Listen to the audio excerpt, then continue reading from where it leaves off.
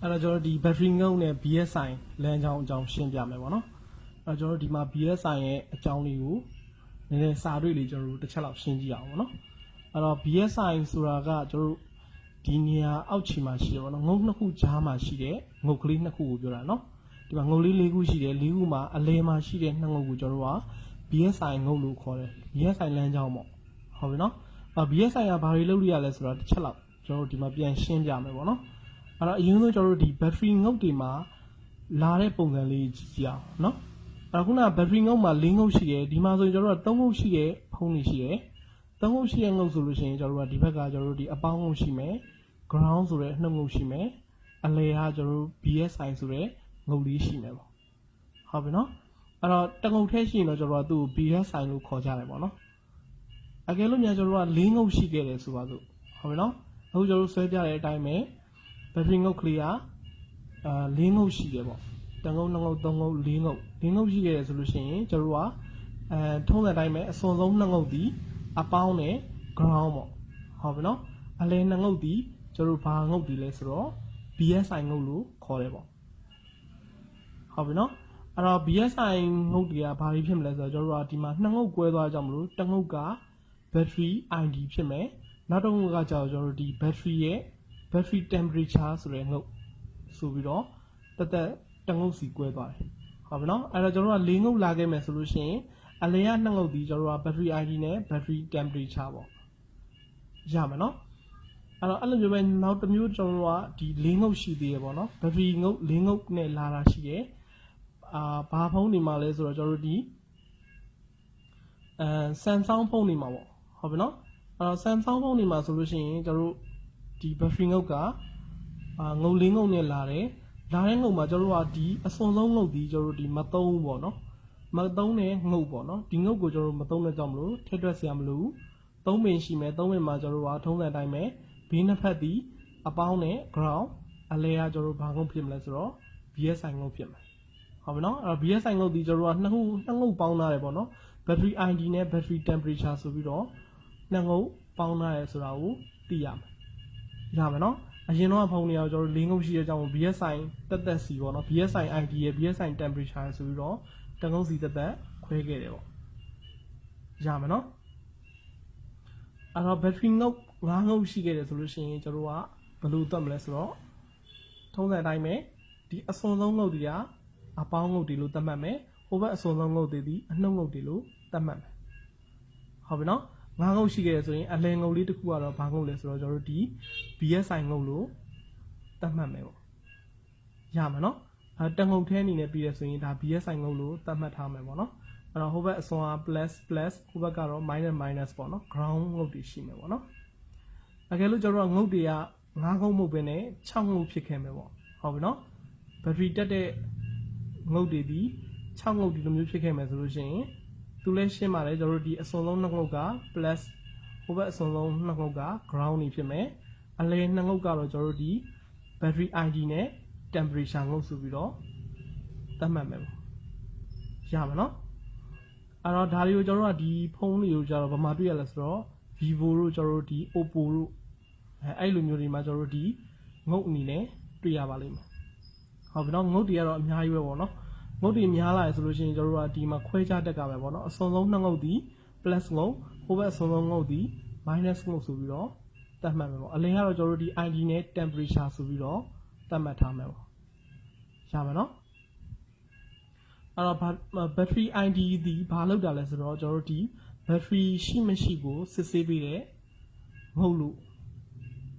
အထိပ္ပယ်ရတယ်ပေါ့နော်battery ID ဒီဆိုတော့ battery ရှိလားမရှိလားစစ်ဆေးပေးတယ်ပေါ့ဥပမာကျွန်တော်တို့ဖုန်းကို battery ဖြုတ်လိုက်တယ်ဆိုလို့ရှိရင် battery ဖြုတ်လိုက်တဲ့အကြောင်းကြားပေးတဲ့လမ်းကြောင်းကိုကိုကသတ်မှတ်တယ်ပေါ့နော်အဲ့ဒါကို battery ID ငုတ်လို့ခေါ်တယ်ဥပမာအဖြစ်ကျွန်တော်တို့ဒီဖြစ်တဲ့ error တွေကတော့ကျွန်တော်ဘာဖြစ်တယ်လဲဆိုတော့ကျွန်တော်တို့ဒီ power supply နဲ့နှိုးတယ်ဆိုလို့ရှိရင်ဒီဖုန်းကနိုးပြီးတော့battery တက်ပြီးနှိုးတယ်ဆိုလို့ရှိရင်မနှိုးတဲ့ battery နဲ့နှိုးတယ်ဆိုလို့ရှိရင်မနှိုးတဲ့ပုံစံမျိုးဆိုလို့ရှိရင်ကျွန်တော်တို့ကဒါ BSI error ရဲ့ battery ID error ပဲဖြစ်ပါတယ်ဟုတ်ပါတော့ battery မရှိဘူးလို့သူကအချက်ပြတော့ကျွန်တော်တို့ဒီ supply နဲ့ဘယ်လောက်နှိုးတော့နှိုးတယ်ဒါပေမဲ့ battery တက်ပြီးနှိုးလို့ရှိရင်မနှိုးတာဖြစ်လိမ့်မယ်ရမယ်နော်ဒါတော့ကျွန်တော်တို့ဒီ battery ID လမ်းကြောင်းပေါ့နော်နောက်တစ်ခုကကျွန်တော်တို့ဒီ battery temperature လမ်းကြောင်းပေါ့နော် battery ရဲ့ temperature ဆိုတဲ့အတိုင်းပဲကျွန်တော်တို့ဒီ battery ရဲ့အပူချိန်ကိုအာရုံခံပြီးတဲ့ငုတ်ပေါ့ဟုတ်ပြီနော်အဲ့တော့ battery temperature လမ်းကြောင်း battery ရဲ့အပူချိန်ခံမှန်းပြီးတဲ့ငုတ်လို့လည်းပြောလို့ရတယ်ပေါ့နော်battery ရဲ့အပူချိန်ကဘယ်လောက်ရှိလဲအဲ့ဒါကိုကျွန်တော်တို့ကဒီ CPU သတင်းပို့ပြီးတဲ့လမ်းကြောင်းပေါ့နော် battery ကအားပြည့်နေပြီဆိုလို့ရှိရင်ရက်ခိုင်းဖို့အတွက်ပို့တော့ battery ရဲ့အပူချိန်ခံမှန်းနေပါတော့ပူတယ်ဆိုလို့ရှိရင်ပူတယ်အေးတယ်ဆိုရင်အေးတယ်ပေါ့နော်အဲ့တော့ကျွန်တော်တို့ဥပမာအားဖြင့်ကျွန်တော်တို့ဒီ message တွေတွေ့ဥပါလိမ့်မယ်ဘောက်တွေမှာတက်လာတယ် high temperature တက်လာတယ် low temperature တက်လာတယ်ဒီလိုမျိုးတက်လာတဲ့ error တွေဒီဒါဘာ error လဲဆိုတော့ battery temperature ငုတ်တဲ့ error လို့သတ်မှတ်လို့ရတယ်ဟုတ်နော်ဒါမှသာလည်းကျွန်တော်တို့ကလမ်းကြောင်းကိုလိုက်ပြီးတော့အနောက်ပိုင်းကဘာဖြစ်နေလဲဆိုတာကိုစစ်ဆေးပြီးလို့ရတယ်ဟုတ်ပြီနော်အဲ့တော့ကျွန်တော်တို့ဒီ battery ID နဲ့ကျွန်တော်တို့ဒီ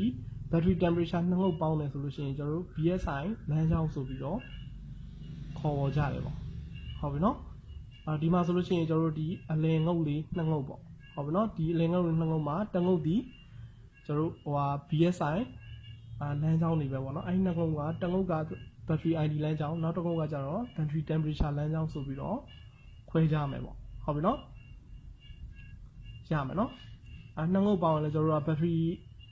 temperature လမ်းကြောင်းနဲ့ ID ပေါင်းတယ်ဆိုရင်ကျွန်တော်တို့ BSI လမ်းကြောင်းလို့လည်းခေါ်ကြတယ်ပေါ့နော်နောက်တစ်ခုကကျွန်တော်တို့ဒီHonda ဖုန်းတို့ဘာလို့မှာဆိုလို့ရှိရင်ကျွန်တော်တို့ဒီ socket လေးနဲ့လာတယ်ပေါ့နော်socket မှာလည်းကျွန်တော်တို့ကဒီတိုင်းပဲအတူတူပဲ၄ထောက်ပုံလေးရှိမယ်ပေါ့နော် socket ၄ထောက်ပုံဘေးနားမှာကျွန်တော်တို့ K point ကလေးရှိတယ်ဟုတ်ပြီနော်အဲဒီ socket လေးနဲ့ကျွန်တော်တို့ကဒီဘက်က battery က socket ကိုလာပြီးတော့တက်ကြတယ်ပေါ့နော်socket battery နဲ့လာတယ်ဆိုလို့ရှိရင်ကျွန်တော်တို့ဒီအောက်မှာ socket battery အထိုင်ရှိတယ်အထိုင်မှာကျွန်တော်တို့ထုံးတဲ့အတိုင်းပဲဒီ၄ထောက်ကလေးကော်ကောင်းလေးရဲ့ဘေးနားမှာကျွန်တော်တို့ဒီ K set ကလေးတွေရှိတယ် K point ကလေးရှိတယ်ပေါ့နော်အဲ့ K point မှာကျွန်တော်တို့ဒီ K point လေးကတော့ကျွန်တော်တို့အခုမြင်နေရတဲ့ point ကတော့ BBH plus လမ်းကြောင်းပေါ့ဟုတ်ပြီနော်